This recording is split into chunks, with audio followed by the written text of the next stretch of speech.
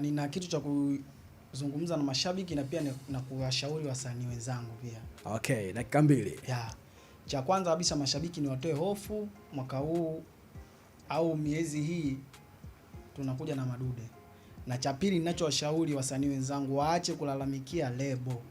Waache kulalamikia lebo, fanya kazi, jitume, juhudi yako wewe ndio kufanya uwe unajulikana, kila hiyo lebo yenyewe inakusikiliza wewe kuna baadhi ya vitu. Kwa sababu utafanya kitu, ushauri utananilia. Kwa acheni kulalamikia lebo. Na wale wanaosema sijui masuala sijui kuna kutengeza nyimbo kwa kutumia AI, yapo mwisho, hamna AI, hamna nini. Kwa sababu wewe utaenda utasema umetengezwa kwa kutumia AI, alafu utaenda mbele huko kuna sehemu za live uenda kuimba, kwa ni vitu viwili different. Si ndo wazungu wanavyosema hivyo.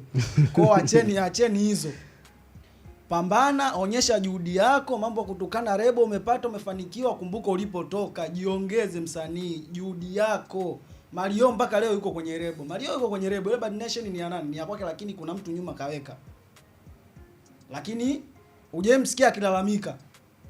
Kwa wasanii wenzangu tujiongeze, tusikubali vishawishi, tunyooshe, tujue tunachokifanya nini wala nini, tufanye tujue kabisa tunachokifanya ni kitu gani na kilichokuleta ni kitu gani.